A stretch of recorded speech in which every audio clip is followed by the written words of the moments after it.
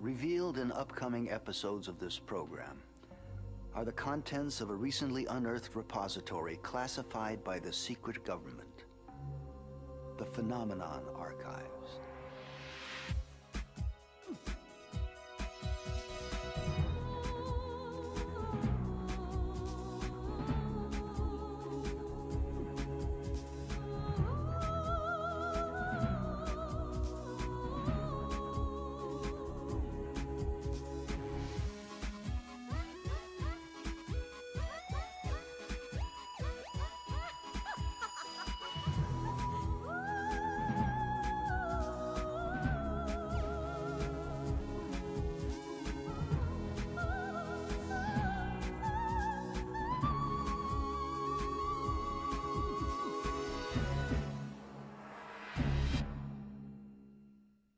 From sand and earth has emerged much of the hidden truth of man's development.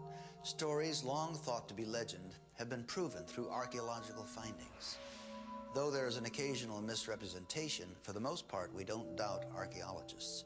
We would prefer to revel in the odyssey of our own beginnings. Ambition led Ron Wyatt to his personal crossroads with a biblical tale known to every school child. 22 years later, he still doesn't have all the proof that some would demand.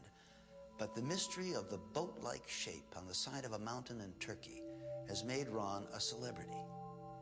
But in the field of archaeology, celebrity comes at a price. There's a real soft place in the earth right under it. On June 16th, 1987, Ron Wyatt and a documentary film team from the United States traveled to eastern Turkey at the invitation of the governor of the Turkish province of Agri. There, they participate in a ceremony at the base of a site known locally as Doomsday Mountain. A ceremony of commemoration marking not only this now historic region, but the apex of 27 years of painstaking and sometimes life-threatening research.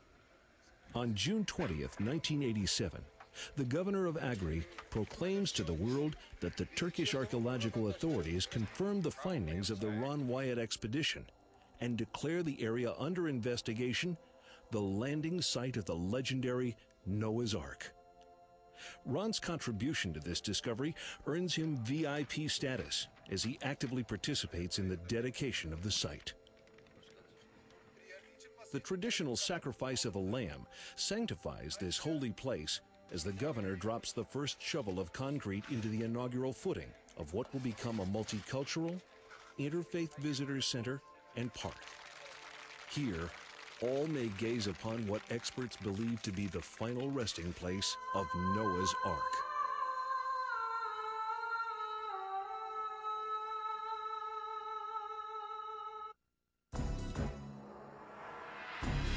Not everyone addresses Wyatt's work with enthusiasm. Biblical Archaeological Digest seems to consider him either a fraud or a con man.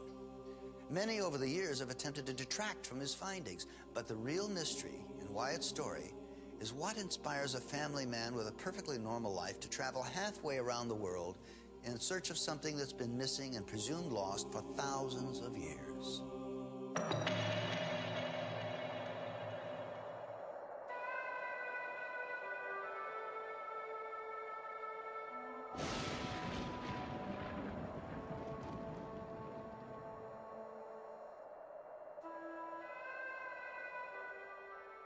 Although precise dating of military intelligence photographs is top secret information, researchers have learned that prior to 1960, in the heart of the mountains of Ararat, while on a routine military reconnaissance survey, Turkish Air Force Lieutenant A. Kurtz took an aerial photograph of a curious boat-shaped object.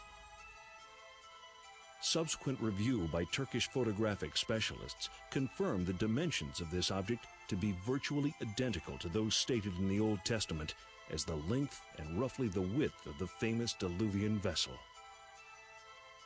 In 1960, news of these photos reaches the United States.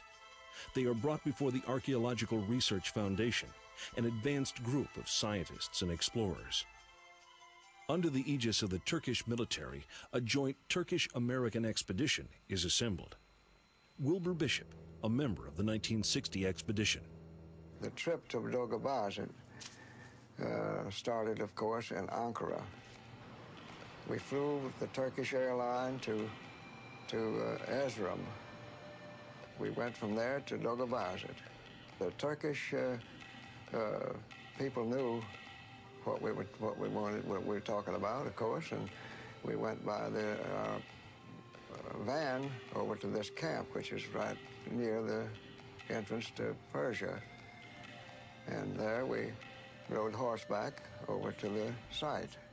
The area is a hotbed of terrorism and conflict, with neighbors like Iraq, Iran, and Soviet Georgia. Turkish soldiers accompanied the expedition to assure their safe passage to and from the region. Well, we got off of the horses and we looked down and see it right from there. We was about, I guess, 500 feet from the site, on the side of the hill.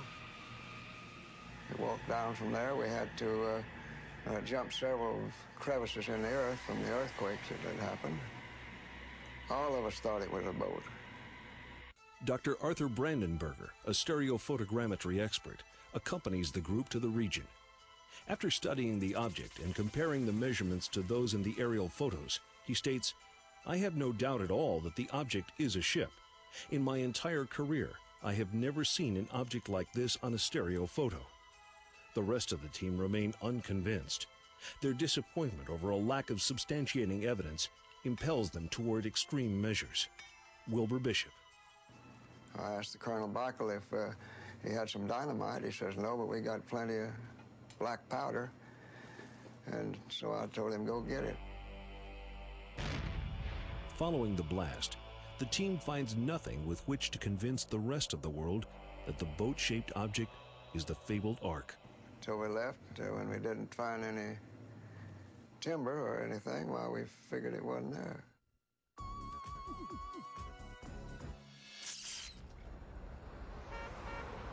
Looking to capitalize on what could be one of the greatest archaeological finds since the pyramids, the U.S.-Turkish team, made up of private treasure seekers as well as government personnel, lose heart when their hard work doesn't produce immediate, tangible results.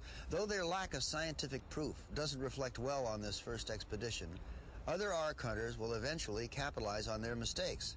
This is especially true of Ron Wyatt, who begins his search by investigating confidential military reports and arcane text, seeking any relevant account of the Ark. What he finds is astonishing. On September 5, 1960, Life magazine reports the results of the expedition, after which public interest in the object wanes for everyone except Ron Wyatt. Ron Wyatt is a nurse anesthetist practicing at Memorial Hospital of Nashville, Tennessee. He is inspired by the mystery of the object and the Life magazine article. Though he cannot take time away from his family and career obligations to set out on an expedition of his own, he immerses himself in the study of the Ark and its place in history. He pursues the related sciences, geology, archaeology, chemistry, preparing himself for his ultimate goal, the field exploration of the boat-shaped object. We, at that point in time, began to do a lot of research, background research on the probable landing site of Noah's Ark, and review the existing stories about people that claim to have seen the Ark on the mountain and nearby areas.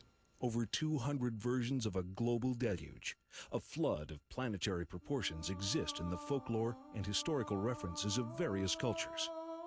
Written individual accounts provide abundant evidence for a universal flood theory.